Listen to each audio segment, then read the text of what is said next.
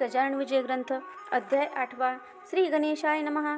हे वसुदेव देवकी नंदना, हे गोपी मनरंजना, हे दुष्ट दानव मर्दना, श्री हरी पाव माते, तुझ्या प्राप्तीचे साधन कर्माधिकांचे अनुष्ठान भक्तीचे सेवन करणे आहे अपात्र मी।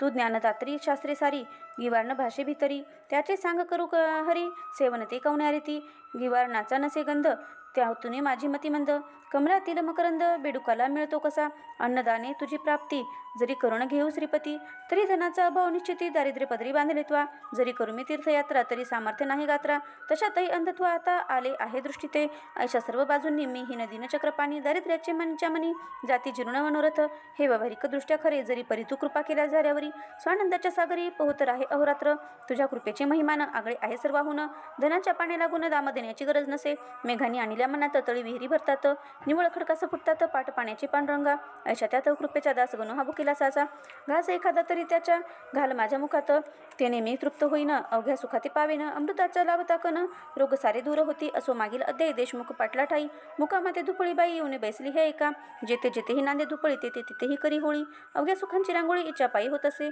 क्षय रोग तो शरीराला वा धुपळी रोग समाजाला, नेतसे यमसदना प्रयत्न पडते लुळे तेथे, असो तळाची या काठावर देशमुख एक महार करू लागला चरचर, देशमुखाचा एक महार करू लागला चरचर, या खंडू पाटला पुढे, पाटील गावीची अधिकारी, पाटील गावीची पंढरी, काही कामावरणी खरी कुरबुर झाली उभयंतात, तो असे मर्या महार देशमुखाचा झाला जोर, तो बोलडे उणे उत्तर खंडू पाटला कारणे, पाटील बदला त्यावरी तुझी रीतही नाही बरी, गरिबाने पायरी आपली कधी सोडू नये, उणे उत्तर बोलण्याचा अधिकार आहे देशमुखाचा, तुझ्यासारख्या नकट्याचा नाही हे जाण मनी, तरी महारा ऐके नाही करू लागला चेष्टा नाना, त्याच्या एकूणी भाषणा पाटील खवळला मानसी, बाचाबाचीचे कारण होते अतिशुल्क जाणं, कागद ठाणे लागून पाठवणे होते पाटलाला, तो टप्पा न्यावे असे सांगितले होते महारासी, की तू आज असाच जा अकोल्यासी तहसील टप्प्यात द्या हा, ते ऐकून बदला महारमीनं हा टप्पा नेणारा देशमुखाच्या आश्रितावर तुमचा डोळा हमेशा, काही असो आज दिनी मी टप्पानं जाय घेऊनी, तुझ्या हुकुमा लागुनी बोंबा शिमग्याचा समजतो मी, ऐसे वदनी बोलला भावही तैसा केला, मूठ वळून हात नेला त्याने आपल्या मुखापुढे,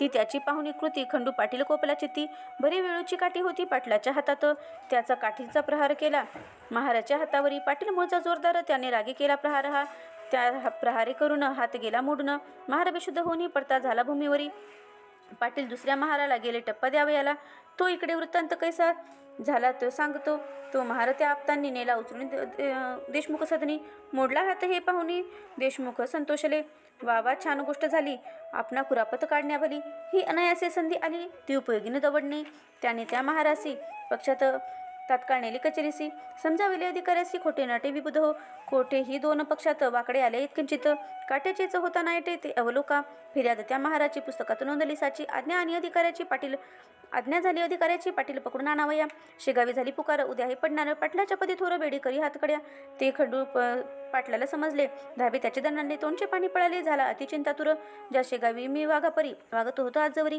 तेथेच काय श्रीहरी प्रसंग आणविला बेडीचा, अवरुदारास अपमान वाटे मरणाहून मरण, बंधू गेले घाबरून काही विचार सुचेना, खंडू हताश होऊन बसला, तो एक विचार सुचला, त्याला श्री गजानन महाराजांना साकडे हे घालावे, त्या साधूचे वाचून या संकटाचे निरसन करणारा कोणी आण राहिला यावर आडी, लौकिक यत्न करण्याला बंधू गेले अकोल्याला, खंडू पाटील नीट आला समर्थाकडे रात्रीस, येताच केला नमस्कार शिर ठेवली पायावर, महाराज आला कठीण फार प्रसंग तो माझ्यावरी, सरकारी कामानिमित्त मी एका महाराप्रत तळ्यापाशी ताडिले सत्य करातील काठीने, त्याचा ऐसा परिणाम झाला काट्याचा नायटा केला, देशमुख मंडळींनी भला माझे अहित करण्यास, त्या निमित्त कैद मला होण्याचा उद्या प्रसंग झाला, समर्था माझ्या इज्जतीला तुझे विन कोण रक्षिल, उद्या येतील जरी राजदूत मला येथून नेण्याप्रत, बेडी ठोकण्या पायात ऐसे आज ऐकिले, त्यापेक्षा गुरुवरा गळा माझा इथे चिचिरा, ही घ्या तलवार देतो करा, वेळ करू नका हो, अवरुदारा कारण बेजते हेच मरण, अपराध माझ्या हात्यातन त्या अति अल्पदयाळा, त्या अपराधरूपी खड्याचा हा डोंगर झाला साचा, अभिमान माझ्या अब्रूचा धरा समर्थ एकाळी, जयद्रथाच्या वेळेला अग्निकाष्ट भक्षणाला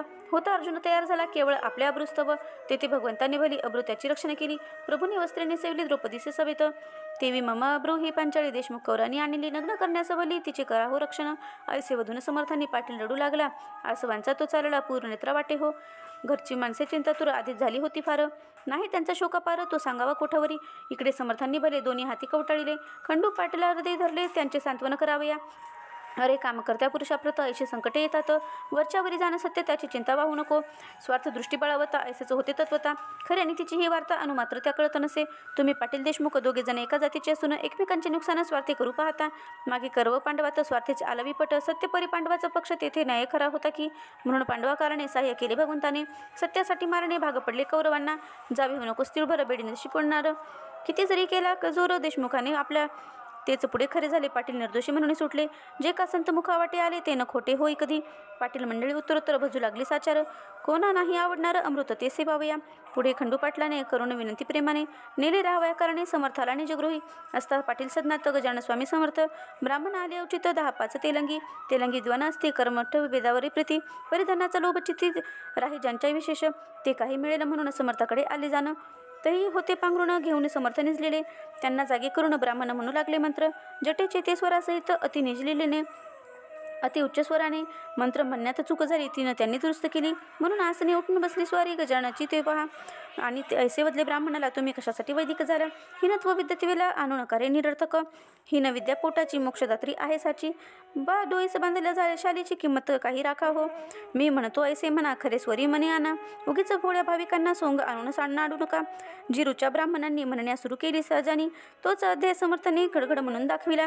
चूक नकोटे म्हणण्यात शब्दोच्चार स्पष्ट सत्य. वाटे वसिष्ठ मूर्तिमंत वेद म्हणण्या बसला असे. तेलंगी ते ऐकून चकित झाले. अधोवदन बैसले मुख करी वरी करणे आपुले. पह्यमनी वाटले त्या सूर्य उदय झाल्यावर त्यांच्या पुढे का होणार दीपांचा तो जय जयकार. त्यांची किंमत अंधारी विप्र म्हणती आपल्या मनी. हा पिसा कशाचा महाज्ञानी, चारी वेद याच्या वदनी. नांदतात प्रत्यक्ष हा विधाताचं होय, दुसरा शंका येथे नुरली जरा. हा असावा ब्राह्मण खरा जातीने की निसंशय. परमहंस दीक्षा याची वार्ताना उरली बंधनाची. कोणत्याही प्रकारची हा जीवनमुक्त सिद्ध योगी. काही पुण्य होते पदरी म्हणून मूर्ती पाहिली खरी. हा वामदेव याला दुसरी उपमान ती द्यावया. असो खंडू पाटला करून त्या ब्राह्मणा लागून. देते झाले दयाघन रुपया दक्षिणा. ब्राह्मण संतुष्ट झाले, अन्य गावा निघून गेले. महाराज कंटाळले उपाधीला गावच्या. श्रोते खऱ्या संताप्रत उपाधीना असे पटत. दांभिकाला मात्र भूषण होते ती याचे. गावाचे उत्तरेला एक मळा सान्निध्याला. या मळ्यात भाजीपाला होता बहुवस. एक शिवाचे मंदिर तेथे होते साचार. लिंबतरूचे थंडगार छाया होते ते ठाई. हा कृष्णाजी पाटलाचा मळा होता मालकीचा. हा कृष्णाजी खंडूजीचा सगळ्यातला शेवटला भाऊ असे. त्या मळ्यात महाराज आले, शिवालया सान्निध्य बसले. एका ओट्यावरी भले लिंबतरूच्या छायेत. समर्थ म्हणाले, कृष्णाजी मी आलो तुझ्या मळ्यासी. काही दिवस राहावयासी या श्रीशंकरा सान्निध्य. हा भोलानाथ कर्पूर गौर नीलकंठ पार्वतीवर. हा राजराजेश्वर आहे अवघ्या देवांचा. तो तुझ्या मळ्यात रमला म्हणून मीही विचार केला. येथे येण्याचा तो भला दे सावली करून. ते वाक्य ऐकिले, 6 पत्रे आणविले. ओट्यावरी छप्पर केले कृष्णाजीने तत्काळ. समर्थांनी वास केला म्हणून मळाक्षेत्र झाला. राजा जयस्थला ते होते राजधानी. महाराजांचे बरोबर होता पाटील भास्कर. सेवा करण्या निरंतर दुसरा तुकाराम कोकाट्या. खाण्यापिण्याची तरतूद सारेने जांगे कृष्णाजी पाटील करी. समर्थ ते जेवल्यावरी तो प्रसाद घेत असे. असो गजानन असता मळ्यात गोष्ट घडली अद्भुत. येत झाले फिरत 10-20 गोसावी ते ठाया.